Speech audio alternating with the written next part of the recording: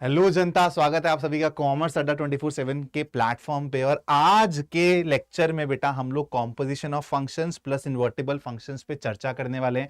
अच्छे से इस टॉपिक को डिकोड करेंगे। शायद रिलेशंस इन फंक्शंस चैप्टर का सबसे इंपॉर्टेंट और ऐसा पार्ट जिसमें सबसे ज्यादा बच्चे कंफ्यूज्ड रहते हैं वो यही पार्ट है। तो इसलिए बहुत तसल्ली से आराम से आप लोगों को सारी चीजें समझाऊंगा। आप लोग आराम से मुझे सुनना।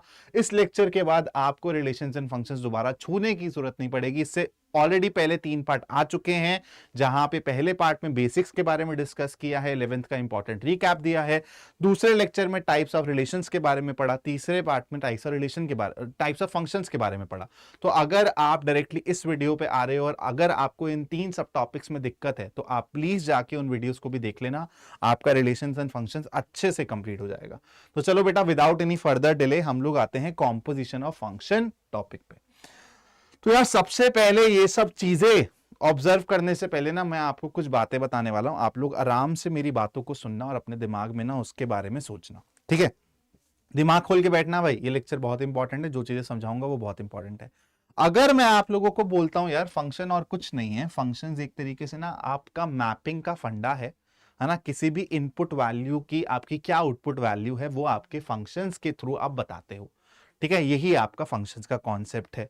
तो अगर मैं बोलूं कि यार अगर मैं ऐसे लिख देता हूं F of X is equal to 2x plus 3, तो आपको पता है कि सर ये कुछ नहीं है, ये जो लेफ्ट हैंड साइड में दिख रहा है सर ये आपकी आउटपुट है, और सर यहाँ पे जो x की जगह डलेगा वो हमारी इनपुट होगी, है ना? तो ये 2x plus 3 as a complete मेरी आउटपुट निकलेगी जब मैं x की जगह कुछ डालूंगा, ठीक है? तो अगर मैं इसको 2x प्लस 3 फंक्शन ना बोल के मशीन बोल दूंगा कि भैया जी एक ऐसी मशीन है जिसपे मैं अगर कुछ इनपुट डालूंगा ना तो सबसे पहले वो इनपुट को डबल कर देगी और फिर उसमें 3 जोड़ दोगी, तो वही हुआ मेरा 2x प्लस 3 का फंक्शन। तो अब ध्यान से समझना बेटा, मैं एक काम करता हूं, थोड़ी सी ना ब्लैंक स्लाइड्स ऐड कर देता हूं, फिर आपको ये टॉपिक अच्छे से समझाता हूं, ठीक है? मैंने एक और ब्लैंक स्लाइड ऐड कर दी। अब ध्यान से समझना बेटा, आपको मैं क्या बता रहा हूं कि आपने फंक्शन को सबसे पहले एक मशीन की तरह ट्रीट कर दिया, ठीक है? चलो इस मशीन को बोल देते हैं कि भैया जी इस मशीन का कुछ काम वगैरह तो छोड़ो, इस मशीन का नाम दे देते हैं सबसे पहले कि एफ नाम है इस मशीन का। इस मशीन में बेटा अगर मेरा एक्स इनपुट जाता है तो मेरे को रिटर्न में क्या देती है ये मशीन? वाई आउटपुट देती है। अब बेटा अभी तक आप लोगों ने देखा था कि यहीं पे ही कहानी सर खत्म कर देते कि भैया जी इनपुट डाली और आउटपुट निकल गई, है ना? ऐसे ही हम लोगों ने सीखा है। मैंने क्या किया, जो ये आउटपुट निकली ना बेटा, इसको एक दूसरी मशीन में भेज दिया। इस मशीन का नाम समझ लो कि जी है, इस मशीन का नाम समझ लो कि जी है। तो मतलब ये एक तरीके से एफ फंक्शन, ये एक दूसरा जी फंक्शन है। आपकी जो यहां से आउटपुट निकली थी बेटा, उसी को ही मैंने जी फंक्शन में आगे डाला है। इस चीज को ध्यान रखना आप। तो बेटा यहां से कुछ मान लेते हैं, आउटपुट निकल जाती है एक्स वाई। क्या जाता है एक्स वाई के बाद? क्या आता है बेटा? जेड आता है। तो चलो मान लेते हैं जेड आउटपुट निकल गई। तो अगर मैं देखा जाऊं, देख लूं कलेक्टिवली, इसको एक डिब्बे में बंद कर देते हैं, ठीक है? इसको कलेक्टिवली इस डिब्बे में बंद कर देते हैं। जब तक ये डब्बा नहीं था बेटा, तो आपको क्या दिखता कि आप लोगों की 2 मशीन काम कर रही है। पहली मशीन में एक्स डालेगा, वाई मिलेगा, वाई को ही आप दूसरी मशीन में डालोगे तो जेड मिलेगा। लेकिन अगर मान लो कि मैं ये इस डब्बे को ऐसे कवर कर दूं, और आपने बेटा कुछ पढ़े होंगे, रेजिस्टेंस के बारे में पढ़ा होगा ना, इक्विवेलेंट रेजिस्टेंस होता है ना? इक्विवेलेंट कैपेसिटेंस भी होता है। आपने ये सब चीजें फिजिक्स में थोड़ी सी चीजें पढ़ी होंगी अगर आपको। तो बेटा अगर मैं इसको बाहर से देखूं और मेरे को एक्चुअली नहीं पता कि अंदर 2 मशीन है, तो क्या मैं ऐसा मान सकता हूं कि सर अंदर एक मशीन है, इसको कुछ भी नाम दे देते हैं अभी के लिए, मान लो इसका नाम है चिंटू। तो बेटा चिंटू अगर आप देखो इस डब्बे के अंदर तो कर क्या रहा है, अगर उसमें एक्स जाता है तो क्या निकल रहा है बेटा? जेड निकल रहा है ना? ये मेरी इनिशियल इनपुट, ये मेरी फाइनल आउटपुट। तो अगर मैं इसको एक तरीके से इक्विवेलेंट इसका एक स्ट्रक्चर बनाना चाहूं, इसको इक्विवेलेंट तरीके से कुछ ऐसी मशीन देना चाहूं, तो मेरी मशीन क्या काम कर रही होगी बेटा? ये इनपुट पे ये आउटपुट मिल रही होगी, ठीक है? इस y का वजूद खत्म हो जाएगा क्योंकि इस y को हम देख ही नहीं पा रहे। तो बेटा यहां से यहां का जो काम किया है हमने, क्या किया है? 2 फंक्शंस को कंबाइन किया है। This is the concept of composition of functions.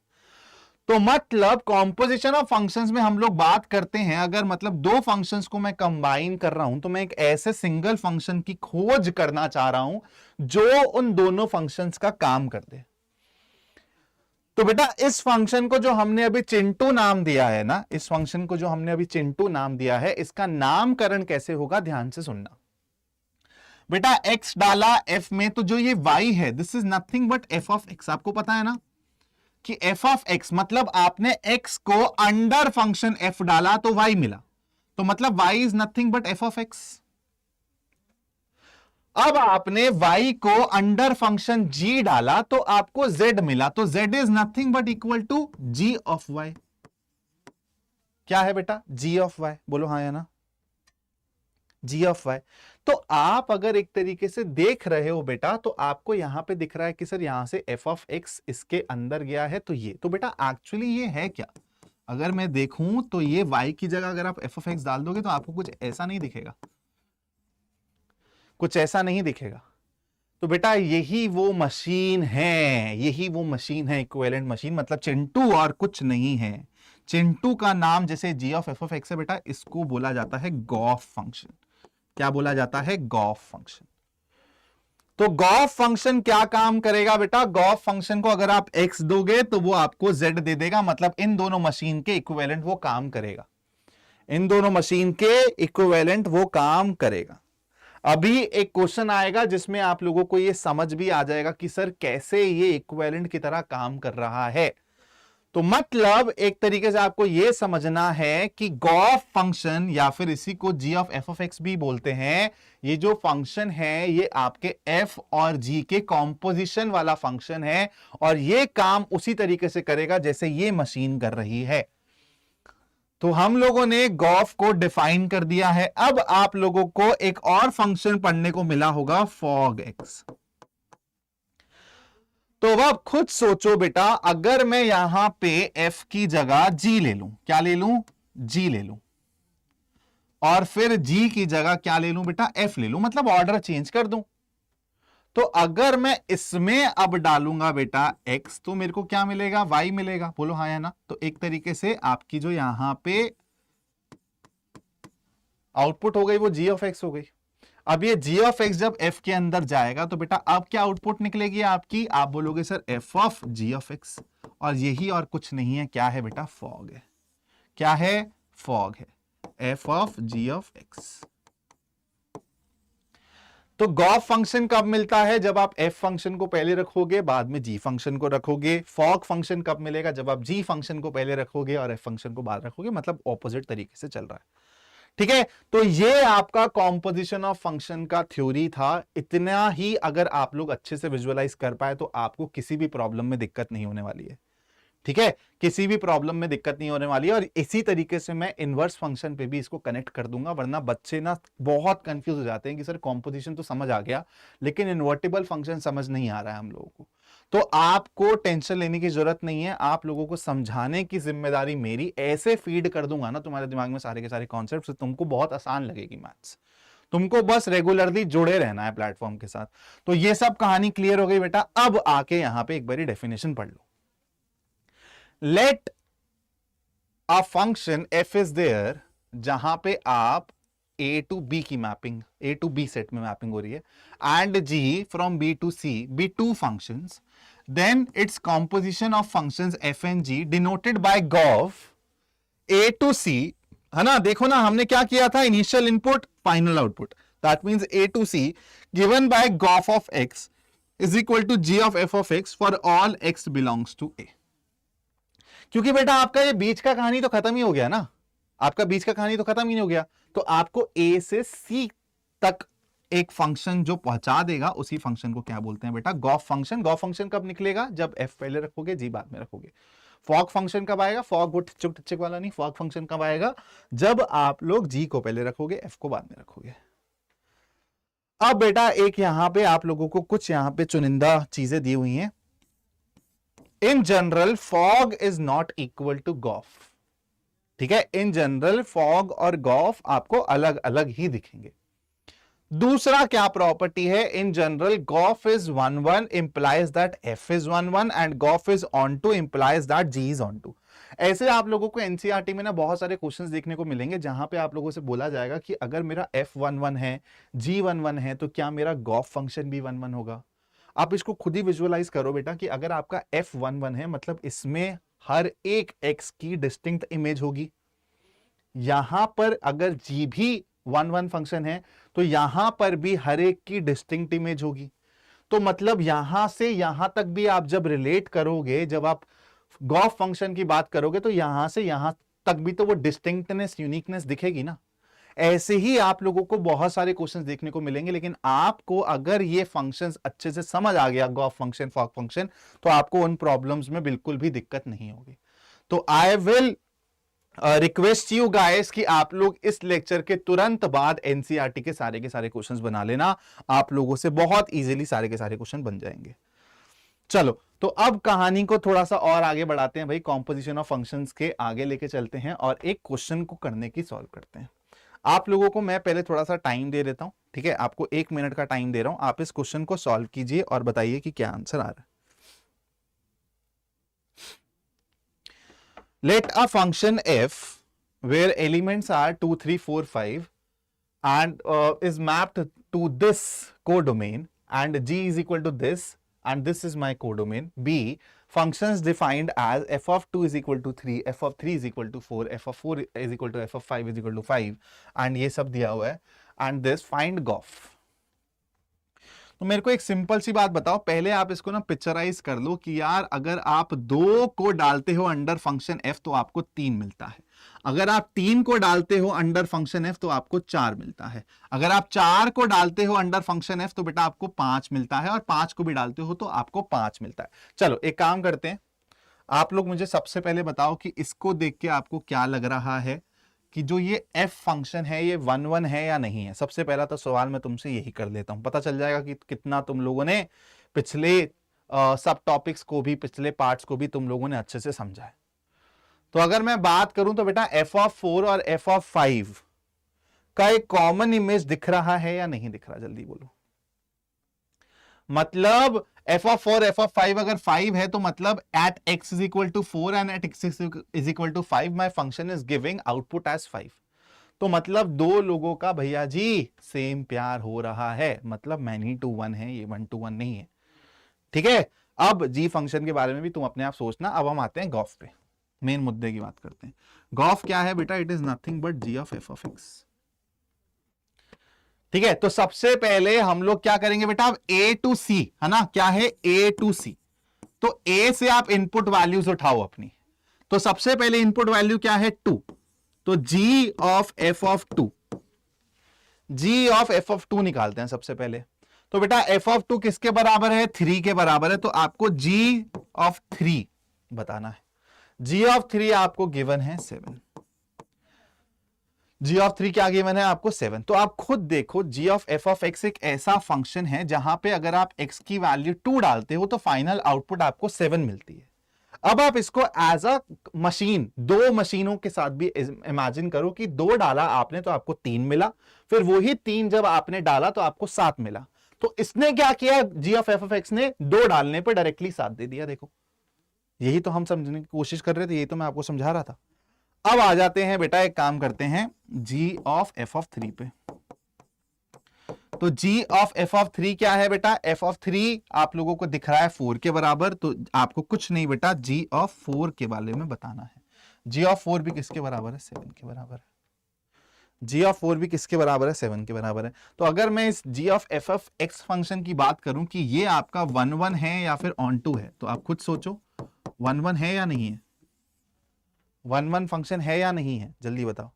तो आप खुद देखोगे कि सर डिफरेंट इनपुट्स पे सेम आउटपुट मिल रही है, आपको जवाब मिल जाएगा अपना, ठीक है। अब ऐसे ही बेटा आप लोगों को जी ऑफ एफ ऑफ 4 भी निकाल के दिखा देता हूं, जी ऑफ एफ ऑफ 5 आप खुद निकाल लेना, ठीक है। G of F of 4, F of 4 किसके बराबर है बेटा, 5 के बराबर है, तो ये हो जाएगा जी ऑफ 5। जी ऑफ 5 कहां है भैया जी ऑफ 5 मेरा 11 के बराबर है, ठीक है। अब ऐसे ही जी ऑफ एफ ऑफ 5 आप लोग खुद से निकालोगे। अब हम लोग चलते हैं बेटा नेक्स्ट टॉपिक पे, दैट इज इन्वर्टिबल फंक्शंस। बहुत अच्छे से समझना, कनेक्टेड है ये, ठीक है, ये कॉम्पोजिशन ऑफ फंक्शन से कनेक्टेड है। किस तरीके से टीचर भी इसको क्या करेंगे, नॉर्मली समझा देंगे कि यार अगर आप कोई फंक्शन x से y डिफाइन करते हो, अगर आप y से x डिफाइन कर दो, है ना, तो वो आपका इनवर्स हो जाएगा। नहीं नहीं नहीं, सबसे पहले आपको विजुअलाइज करना है कि कैसे कॉम्पोजिशन ऑफ फंक्शंस के साथ अगर एनसीईआरटी ने रखा है तो इसको सबसे पहले आप रिलेट करके समझो। तो आपको मैं दोबारा से ले जाता हूं बेटा एक ब्लैंक स्लाइड पे, ध्यान से समझना, ठीक है। डेफिनेशन आप लोगों को अपने आप ही समझ आ जाएगी अगर आप मेरी बातों को अच्छे से समझ लोगे। मैंने क्या किया, सबसे पहले इनवर्स के बारे में थोड़ा सा समझ लेते हैं, फिर उसको मैं रिलेट करके आपको समझाऊंगा कि कैसे वो कॉम्पोजिशन ऑफ फंक्शन से रिलेटेड है। अगर मैं बोलता हूं बेटा एक कोई मेरे पास मशीन है जिसका नाम f है, इसमें अगर मैं x इनपुट डालता हूं तो बेटा मेरे को y इनपुट या फिर आप बोल सकते हो f ऑफ x मिलता है, ठीक है, f ऑफ x मिलता है। क्लियर है, बोलो क्लियर है। अब बेटा अगर मैं एक ऐसे फंक्शन की खोज करने जाऊं, ऐसे फंक्शन की खोज करने जाऊं जहां पे मैं जो ये आया है ना आउटपुट, जो ये आया है आउटपुट, समझ रहे हो, अगर मैं इसको एज इनपुट यूज करूं तो मेरे को x मिल जाए। क्या मिल जाए, x मिल जाए। मतलब एक तरीके से आप देख रहे हो इनवर्स वाला काम जो ये फंक्शन कर रहा है उसका इनवर्स ये वाला फंक्शन काम कर रहा है, ठीक है। इसको बेटा एक काम करते हैं, g बोल देते हैं फॉर नाउ। क्या बोल देते हैं, g बोल देते हैं फॉर नाउ।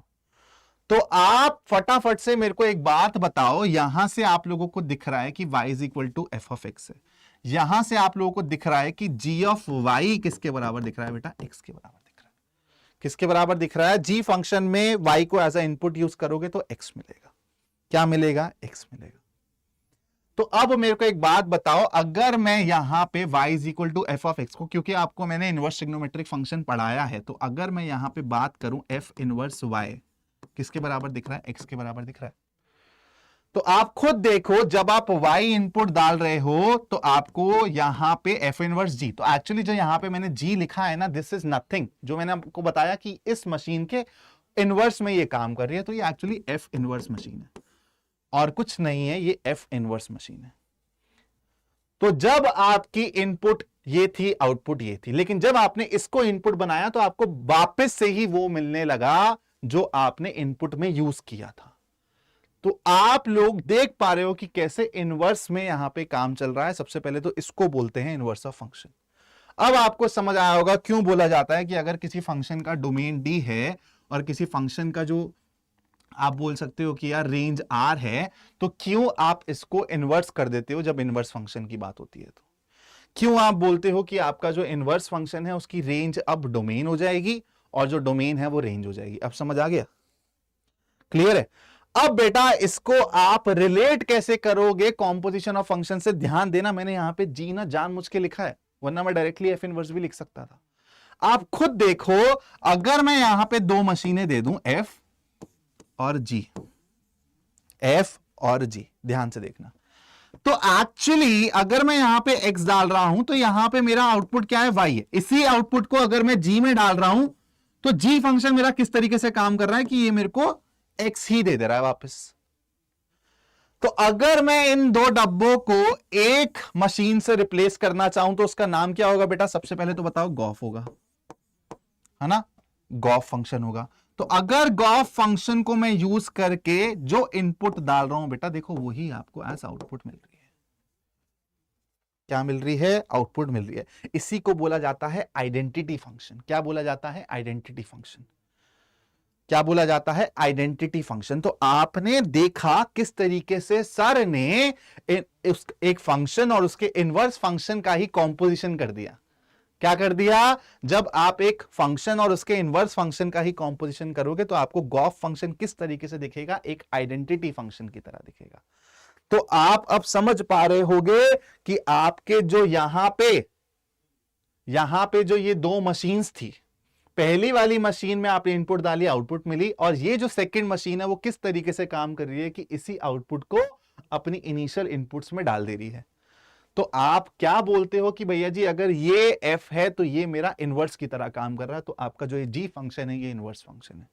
क्या है, g is inverse function of f। अब आप एक बारी अगर अब आप इसको पढ़ोगे ना तो आपको ऐसा कोई भी पॉइंट नहीं होगा जो क्लियर ना हो, ध्यान से देखना। A function f defined from x to y is said to be invertible if there exists a function g, ध्यान से देखो, अभी इसने भी g लिखा है, f of inverse नहीं लिया, from y to x such that gof, अब समझ आया, gof is equal to identity in x, gof function is identity in x, मतलब x का आपको x मिल रहा है बाहर। बेटा फॉग क्या होता है, मैं अपने g फंक्शन को बाहर रखता तो मेरे y की जगह मेरे को y मिल जाता, ठीक है। तो gof function is identity in x, the function g is called inverse of f and is denoted by f inverse। तो मतलब इसको आप लोगों को जब मतलब सोचना कैसे है, कॉम्पोजिशन फंक्शन से रिलेट कैसे करना है कि यार ऐसे ही हम लोग मशीन्स को ना एक के साथ एक कंपोज कर रहे थे। तो एक टाइम ऐसा आया होगा जब एक मशीन रखी होगी, दूसरी मशीन रखी होगी और देखा होगा कि यार जो इनपुट आ रही है वही आउटपुट आ रही है, जो इनपुट डाली वही आउटपुट आ रही है।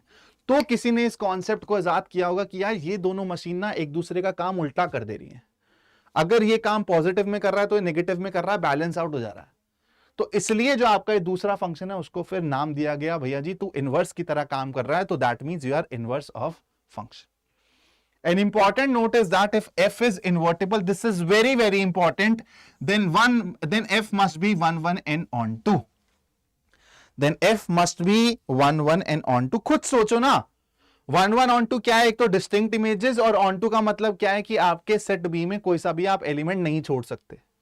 यही होगा तभी तो पॉसिबल होगा इनवर्स निकालना, क्योंकि अब आपको, पहले आप सामने से पीछे जाते थे, अब आप पीछे से सामने जा रहे हो, तो भैया जी 1 to 1 कॉरेस्पॉन्डेंस भी चाहिए और यहां पे सारे एलिमेंट यूज होते हुए भी दिखने चाहिए। अगर नहीं हुए तो बेटा वो फंक्शन ही नहीं कहलवाएगा, याद है।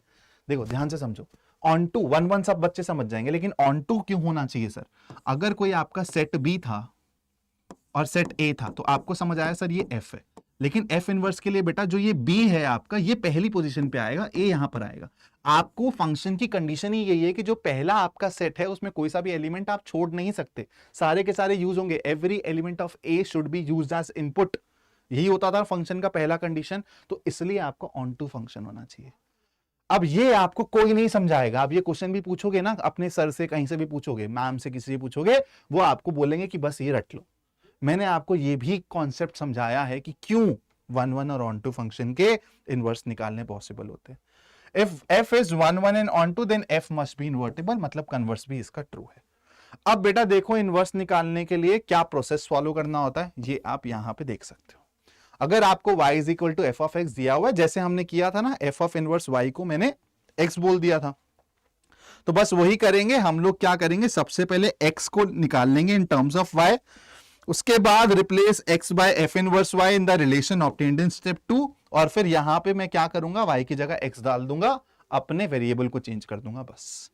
ऐसे बहुत से क्वेश्चंस आप लोगों ने ऑलरेडी बच्चों किए होंगे। चलो अब आते हैं बेटा अपने क्वेश्चंस पे। हाँ तो चलो एक ये वाला क्वेश्चन कर लो भैया जी, ये बहुत ज्यादा इंपॉर्टेंट क्वेश्चन है, आपके प्रीवियस ईयर क्वेश्चंस में भी आपको दिख जाएगा, बतेरी बारी आपको ये क्वेश्चन दिख जाएगा। हर एक इंपॉर्टेंट क्वेश्चन अगर करवाता है ना कोई सा भी टीचर रिलेशंस एंड फंक्शंस का, तो ये क्वेश्चन वो डालेगा ही डालेगा। Prove that the relation are in set A 1 2 3 4 5 given by relation is equal to A B where A mod of A minus B is even is an equivalence relation.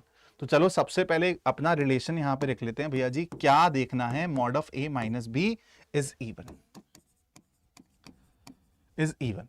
तो ध्यान से समझना बच्चों मेरी कुछ बातों को। सबसे पहले हम लोग इसको रिफ्लेक्सिव प्रूफ करते हैं। रिफ्लेक्सिव का मतलब क्या था, बताया था सर ने, खुद का नाता खुद से देखो, खुद का नाता खुद से देखो।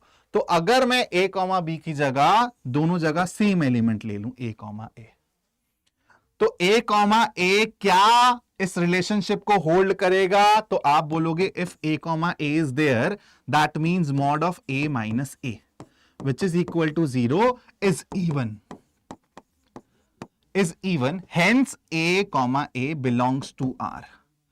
That means कि ये रिफ्लेक्सिव है, आप ये प्रूफ कर चुके हो। अब आते हैं बेटा किस पे आएंगे, सिमेट्रिक कर लेते हैं। चलो पहले सिमेट्रिक में क्या होता है बेटा कि अगर आपका a कॉमा बी ट्रू है, इज ट्रू, और hold the relation, that means mod of a minus B is even, ये आपको मानना है, अज्यूम करना है इसको, you are assuming it to be true, then b comma a should also belong to R और should also justify the relation। तो आप खुद सोचो, अगर आपका mod of a minus B even है तो क्या mod of b minus a even होगा? जल्दी बताओ, तो क्या mod of b minus a even होगा? Question mark question mark. आप खुद डाल के देख लो बेटा, आप क्या कर रहे हो यार, अंदर साइन ही तो चेंज कर रहे हो, बस आप अंदर साइन ही तो चेंज कर रहे हो और उसके बाहर भी मॉड लग रखा है, तो आप कुछ भी आप वो डाल के देख लो। अगर यहां से 1 उठाते हो और 3 उठाते हो तो 1 माइनस 3 माइनस 2 का मॉड 2, अगेन इवन। यहां पे 3 माइनस 1 2, 2 का mod 2, that is again even. तो मतलब ये भी ट्रू है, दैट मीन्स सिमेट्रिक भी होल्ड कर रहा है। अब आते हैं बेटा ट्रांजिटिव पे। ट्रांजिटिव का मतलब क्या होता है बेटा कि अगर ए बी के साथ रिलेशन होल्ड करे और इज ट्रू, बी सी के साथ रिलेशन होल्ड करे, तो आपको दिखाना होता है कि भैया जी ए सी भी रिलेशन में फिट बैठ जाएगा, यही दिखाना होता है। तो बेटा ए बी ट्रू है, इसका मतलब क्या है? अगर मैं बात करूं तो mod of A minus B is even. अगर मैं बी सी की बात करूं तो इसका मतलब क्या है बेटा? Mod of B minus C is even. ये मेरे को ट्रू अज्यूम करने हैं। तो अब ए माइनस सी का मॉड मेरे को इवन प्रूफ करना है। अगर हो जाता है तो ये फंक्शन ट्रांजिटिव भी हो जाएगा, फिर मैं बोल दूंगा कि भैया जी इक्विवेलेंस रिलेशन है, क्वेश्चन खत्म।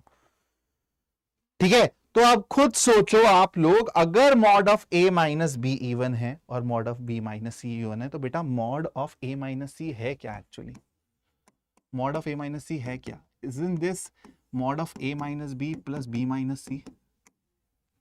क्या ये यही नहीं है? अब बेटा आप मेरे को एक बात बताओ, अगर mod of a minus B even है, ध्यान से सुनना मेरी बात को, मॉड ऑफ अगर a माइनस बी इवन है तो आपने ये सुना होगा ना, positive even integers, negative even integers, ये सब चीजें आपने सुनी होगी, 10th में आपने करा होगा। तो अब आप मेरे को इस चीज को बताओ, अरे भैया क्यों मेरे पैर में लड़ रहा है तू? हाँ ठीक है, अब आप मेरे को एक चीज बताओ सिंपल सी, ये भी इवन ये भी इवन, अगर मैं दो अपनी इवन नंबर्स को ऐड करता हूं तो क्या मेरे को इवन नंबर ही नहीं मिलेगा? क्या मेरे को इवन नंबर ही नहीं मिलेगा? तो आपको अपने आप पता चल गया कि भैया जी ये भी इवन ही दिख रहा है। Hence a comma C also belongs to R और also justifies R, hence it is a transitive relation also.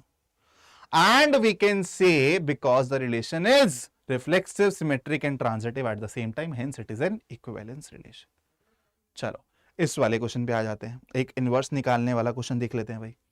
If f r to r defined as this is an invertible function, write f inverse x। Process आप लोग जानते हो, तो बेटा सबसे पहले आपने क्या देखा कि आपका y किसके बराबर दिया हुआ है? 2x minus 7 divided by 4। तो आपको इनवर्स निकालने के लिए क्या करना है? सबसे पहले तो भैया जी देख लो कि अगर x को एज आउटपुट चाहिए तो y एज इनपुट, तो उसके लिए क्या करना पड़ेगा? x को लिखना पड़ेगा इन टर्म्स ऑफ y। तो वही करेंगे, 4y प्लस 7, बता देना कहीं पे कैलकुलेशन मिस्टेक हो तो, divided by 2 is equal to x। समझ आया? तो ये क्या है बेटा? आपने अपने फंक्शन को उल्टा कर दिया एक तरीके से, मतलब x in terms of y कर दिया। अब आपको पता है भैया जी मशीन क्या थी मेरी, याद है ना तुम लोगों को? मेरी मशीन क्या थी? मेरी मशीन अगर g थी, या फिर इसी को मैं बोलता था f इनवर्स, तो बेटा यहां पे अगर मैं y डालता था तो मेरे को यहां से x निकल के दिखता था, है ना? यही तो हो रहा है यहां पर भी ना। तो आप खुद देखो, यहां पे आप क्या लिखते थे? f inverse y is equal to x। तो x की जगह मैं f इनवर्स y डाल देता हूं, तो f inverse y is nothing but 4y plus 7 divided by 2। अब बेटा आप यहां पर भी आंसर को छोड़ सकते थे, लेकिन इसने f इनवर्स x पूछा है तो आपको यहां पे सिर्फ और सिर्फ वेरिएबल चेंज करना है। बेटा देखो, अब यहां पे आपने y और x ले लिया, अगर मैं अब बेटा ये ना सिर्फ और सिर्फ टर्मिनोलॉजी है कि यूजुअली मैं y is equal to f of x लिखता हूं, मैं x is equal to f of y भी लिख सकता हूं। उसका मतलब क्या हो जाएगा कि y इनपुट है, x आउटपुट है, तो वेरिएबल आप चेंज कर सकते हो। इसका मतलब आपका कुछ भी डेफिनेशन या फंक्शन चेंज नहीं हो जाता, ठीक है? तो मतलब f इनवर्स x का मतलब क्या हो गया? Is equal to 4x plus 7 divided by 2। ठीक है, समझ आ गया? बोलो क्लियर है सभी को? तो ये हो गया आपका इनवर्स फंक्शन। चलो एक और क्वेश्चन कर लेते हैं। हाँ चलो एक और क्वेश्चन कर लेते हैं, फिर हम सेशन को यहाँ पे एंड कर देंगे और आपका relations and functions, trigonometric functions दोनों चैप्टर हो गए हैं। इसके बाद मैट्रिक्स चालू करवा दूंगा, पार्ट वाइज लेक्चर भी मिलेगा, वन शॉट भी मिलेगा, माइंड मैप भी मिलेगा। याद रखना, चैनल को सब्सक्राइब कर दो, भूलना मत। क्या दिया हुआ है बेटा? एफ ऑफ एक्स मेरा किसके बराबर है? Mod of X plus X. G of X मेरा किसके बराबर है बच्चा? Mod of X minus X. For all x belongs to R, then find fog and goff. तो चलो सबसे पहले f of g of x को फ्रेम कर देते हैं, और एक काम कर रहा हूं मैं, इस क्वेश्चन में कुछ चीज ऐड भी कर रहा हूं।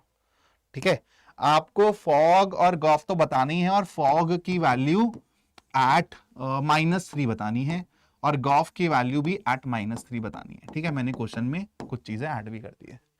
तो अब बेटा f of g of x क्या होता है कि आपको कुछ नहीं करना, आपको ये वाला फंक्शन जो है वो आपको यहां पे पुट कर देना है ना?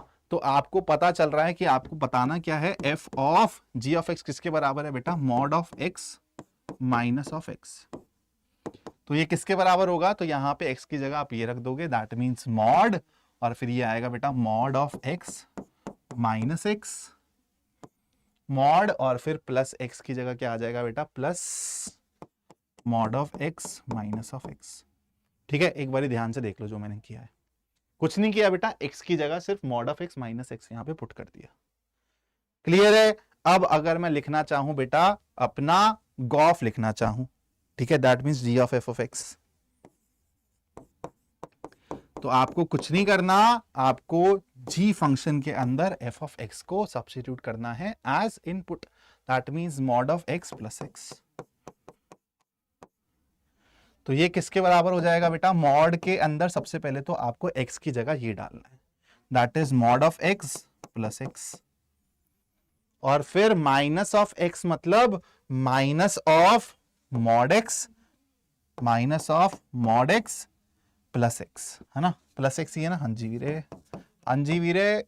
ठीक है, क्लियर है? अब जब आप इसको ओपन अप कर दोगे तो बेटा ये और कुछ नहीं हो जाएगा, mod of x plus x minus of mod x, और ये क्या हो जाएगा? Minus of x। ठीक है, क्लियर है? अब बेटा मैं आपको एक जगह कहीं पर भी -3 डाल के दिखा देता हूं, दूसरा वाला आप खुद करना। ठीक है, दूसरा वाला आप खुद करना। माइनस x मैंने कहीं पे कैलकुलेशन मिस्टेक तो नहीं करी, जी ऑफ एफ एक्स में mod of x plus x डालना था, तो मैंने यहाँ पे मॉड ऑफ x प्लस डाल दिया। ठीक है, क्लियर है? तो बेटा अब ना एक बार x की वैल्यू -3 सब्स्टिट्यूट करते हैं, ऊपर इसमें कर रहा हूं, तो f ऑफ g ऑफ 3 आपको -3 आपको बता रहा हूं। तो बेटा इसकी जगह -3 रखोगे तो ये बन जाएगा मेरा क्या? मॉड ऑफ -3 का मॉड क्या हो जाएगा? 3, और माइनस ऑफ -3 क्या हो जाएगा बेटा? +3, plus mod of -3 is nothing but 3, और फिर माइनस ऑफ -3 अगेन हो जाएगा +3। तो आप 3 + 3 6, 6 + 6 क्या आंसर आ जाएगा? 12। क्लियर है? अब ऐसे ही गॉफ ऑफ -3 आप खुद निकाल के बताओगे, है ना? और कमेंट्स में उसका आंसर आप डाल देना। ठीक है भाई, कहानी क्लियर है? चलो तो बेटा यहां पे आप लोगों की कहानी हो जाती है समाप्त अच्छे से। ठीक है, इसके बाद बेटा एक छोटा सा वो टॉपिक है बाइनरी फंक्शंस। ठीक है, वो बहुत ही थ्योरेटिकल टॉपिक है, वो एक बार खुद से भी देख लेना, उस पर मैंने एक स्पेसिफिक लेक्चर नहीं बनाया, अगर आपको चाहिए तो मैं वो भी बना दूंगा। लेकिन यही मेन सब टॉपिक्स हैं जिसमें बच्चों को दिक्कत होती है, और मेरे को ये भी पता है कि यार आप लोग मतलब समझ रहे हो ना कि थोड़ा यूट्यूब पे आते मस्ती करनी है, तो अगर आपको दिखेगा कि एक सवा घंटे के सर सब पार्ट हैं तो आप वैसे ही नहीं देखोगे। इसलिए मैंने हर लेक्चर को बहुत शॉर्ट, बहुत कंसाइज और बेहतरीन तरीके से आप लोगों को पिच किया है। तो इसलिए अगर आपको रिलेशंस एंड फंक्शंस को अच्छे से समझना है तो आप सिर्फ और सिर्फ इन 4-5 पार्ट्स को देख लो जो मैंने कवर किए हैं, आपका पूरा चैप्टर अच्छे से हो जाएगा। इसके बाद माइंड मैप भी डालूंगा जो इवन 15-20 मिनट में आपको हर चैप्टर की समरी दे देंगे। इन डेप्थ एनालिसिस नहीं होगी, लेकिन अगर आप मेरे को उस 15 मिनट सिर्फ सुनोगे तो आपके दिमाग में सारे के सारे कॉन्सेप्ट्स रिकॉल हो जाएंगे। ठीक है, आ गई बात समझ? चलो बेटा, तो इस सेशन को यहीं पे एंड करते हैं। Thank you so much, bye bye, take care guys.